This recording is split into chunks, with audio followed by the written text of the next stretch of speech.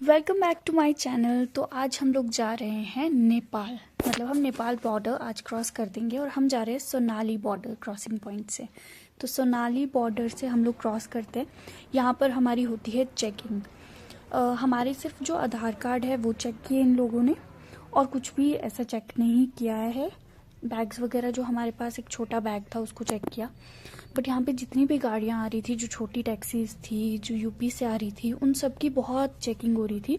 मतलब हर एक सामान को चेक किया जा रहा था। तो हम लोगों को यहाँ पे थोड़ा सा टाइम लग गया। उसके बाद जैसे ही हमारी चेकिंग वगैरह ख़त्म हुई, फिर हम लोग चले आगे के लिए, क्योंकि बहुत ज़्यादा थक चुके थे, पूरा दिन हमने ट्रैवल किया था। तो यहीं पर हमारा नियर बाय में ही होटल था एक जो बुक हुआ हुआ था। ये हमारा होटल का रूम था और बहुत ही अच्छा लग रहा था पहुंच के, क्योंकि बहुत थक चुके थे। तो हमने प्रॉपर रेस्ट किया और जब सुबह उठे तो हमने ये व्यू देखा। मतलब हम थे नेपाल में और ये बहुत ही ज़्यादा सुंदर लग रहा था नेपाल देखने में भी। और उसके बाद ये जो होटल है, यहाँ पे एक्वेरियम था, तो मैं तो फिशेस के साथ लग गई थोड़ी सी वीडियोस बनाने के लिए। और ये लोग तब तक लंच कर रहे थे, मतलब लंच तो क्या, ब्रेकफास्ट हो रहा था हमारा। और यहाँ पे जो है अब सबके फ़ोन बंद हो चुके हैं, तो यहाँ पे गाने तो लग नहीं रहे थे, तो ये लोग अपने भजन खुद गा के खुद ही इंजॉय कर रहे थे। तो हम अभी रेडी हो रहे थे निकलने के लिए, तो बस में अभी ड्राइवर नहीं आए थे, तो इसलिए ये लोग अपना इंजॉयमेंट चला हुआ था।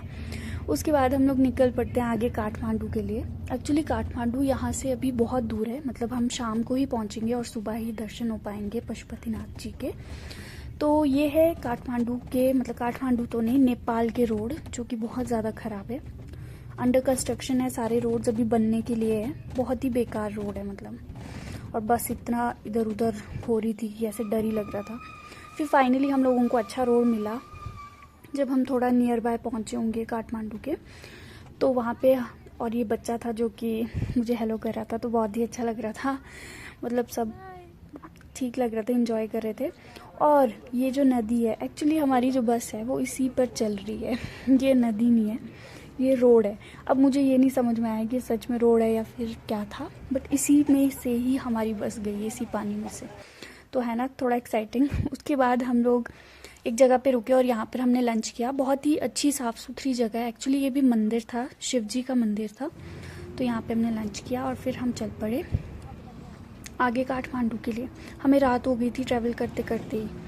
तो उसके बाद हम लोग एक जगह पर रुके जहाँ पे चाय वगैरह के लिए रुकी थी बस, और यहाँ पे हम लोगों ने चाय वगैरह पी। और यहाँ पे हुआ ये कि एक्चुअली हमारे साथ जो आए थे भैया वो यहीं पे रह गए थे। और ये जो नेपाली है ये 40 रुपये की चाय दे रहा था, तो इससे जो है झगड़ा हो गया था एक्चुअली हमारी बस वालों का। क्योंकि यार इंडिया में 10 रुपये की चाय पीते हैं हम, और यहाँ पे 40 रुपये की वही चाय मिल रही थी, तो गुस्सा तो आएगा ही।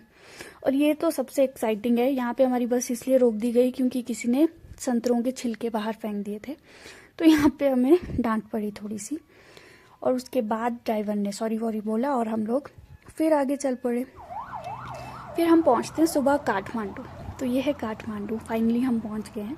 और सबसे पहले हम दर्शन करने जाते हैं पशुपतिनाथ का। तो ये है पशुपतिनाथ जी को जाने का रास्ता। तो हम लोग पहुँच गए पशुपतिनाथ, और यहाँ पे रश है, इतना भी नहीं है बट है, मतलब थोड़ा बहुत रश तो है। और एंटर होते इतना खूबसूरत व्यू हमें देखने को मिलता है। यहाँ पे बहुत सारे कबूतर होते हैं, तो बहुत प्यारे हैं। फिर हम अंदर एंटर होते हैं, और पशुपतिनाथ तो आप जानते ही हैं कि बहुत ही प्रसिद्ध मंदिर है शिव भोलेनाथ जी का। तो हम लोग यहाँ पे लाइन में लगे, और काफ़ी लंबी लाइन थी, तो थोड़ा सा टाइम हम लोगों को लगा दर्शन करने में। बट ऑब्वियसली पशुपतिनाथ जी के दर्शन कर रहे तो टाइम तो लगना ही था। और ये है यहाँ के नंदी जी, जो कि सबसे बड़े नंदी माने जाते हैं पूरी दुनिया में, जो है पशुपतिनाथ में। तो यहाँ पे हम लोगों ने दर्शन किए। और ये है पशुपतिनाथ जी का बैक साइड ऑफ द मंदिर।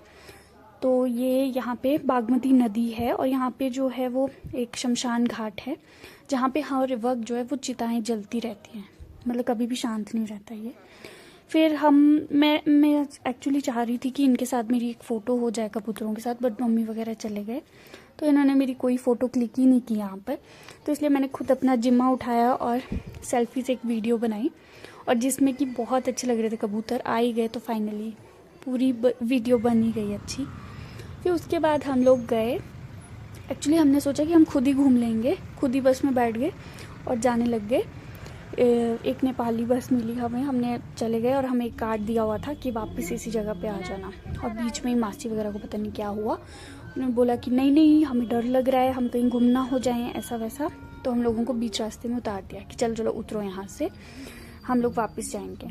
तो फिर उतर गए और फिर वापस पहुँचे, क्योंकि कार्ड था हमारे पास तो हम वापस तो पहुँच गए उस जगह पर। उसके बाद बाकी जो हमारे लोग थे उनके साथ गए हम लोग घूमने, और सबसे पहले हम लोग गए गुहेश्वरी शक्तिपीठ टेम्पल। तो ये जो मंदिर है ये 51 शक्तिपीठों में से एक है, और ये यहाँ जाके मुझे पता चला यहाँ पे देवी सती के जो है घुटने गिरे थे, तो इसलिए इसको शक्तिपीठ माना गया। और फिर नेक्स्ट मंदिर जो हम गए वो थे यहाँ पर बुद्ध नीलकंठ मंदिर, जो कि भगवान विष्णु को समर्पित है। यहाँ पर भगवान विष्णु की एक विशाल प्रतिमा है जो शेषनाग पर लेटी हुई है, तो बहुत ही अच्छा लग रहा था यहाँ पर आकर। और यहाँ पे शादी भी चल रही थी एक। उसके बाद हम लोग यहाँ गए, स्वयंभू बुद्धा पार्क है ये एक, जहाँ पर ना 3 बड़े बड़े बुद्ध जी की मूर्तियाँ लगी हुई है, जो कि बहुत बड़ी है, 67 फीट की है ये, और गोल्ड कलर में है ये। उसके बाद हम लोग चले गए चाइना मार्केट थोड़ी सी शॉपिंग करने, और हमने नेपाली ज्वेलरीज खरीदी जो कि बहुत अच्छी थी। फिर हम लोग चले गए और हमारे बस वाले हमें बता रहे थे गाइड कि ये है रानी मौली बोल रहे थे वो, पर ये रानी पखारी बोलते हैं इसको, रानी का तालाब है मतलब ये एक तरीके का। तो यहाँ पे हम लोगों को व्यू दिखाया गया। फिर उसके बाद हम ऐसे ही मार्केट घूम रहे थे, और मार्केट घूमने के बाद हम एक और मंदिर जाते हैं इसके बाद, जो कि यहीं मेन मार्केट में था। ये लोग रुकवा देते बस कि यहाँ भी हम दर्शन करेंगे। तो ये काठमांडू का मार्केट वाला मंदिर बोल सकते हो इसको, पर ये बहुत ही सुंदर मंदिर था, अच्छा लग रहा था। यहाँ पे एक आंटी कुछ पूजा वूजा करी थी जिसको देख के डर ही लग गया था, बट बहुत अच्छा है। और इनका ना आर्किटेक्चर बहुत अच्छा है। ये एक तालाब जैसा बना हुआ था मंदिर के पास, पता नहीं किस लिए, बट बहुत अच्छा है। और बेल्स जो कि हमेशा हर मंदिर में दिखाई देगी, और आर्किटेक्चर की तो बात ही अलग है, मतलब इतने प्यारा आर्किटेक्चर है कि देखकर ही मन खुश हो जाता है यहाँ पर। और हर एक मंदिर मतलब ऐसा है, बहुत सुंदर है। फिर ये जो फ्लावर्स मार्केट, तो उसके बाद हम लोग चल पड़ते हैं वापस अपने होटल रूम के लिए, और हम लोग बहुत ज़्यादा थक गए थे। तो जैसे ही हम लोग पहुंचते अपने होटल रूम, तो ये लोग लग जाते, शुरू हो जाते अपने फ़ोटोज़ वगैरह देखने के लिए कि आज कैसी कैसी फ़ोटोज़ आई है किसकी। तो यहीं पे हमारा व्लॉग को करते हैं and. Thank you for watching. Radhe Radhe.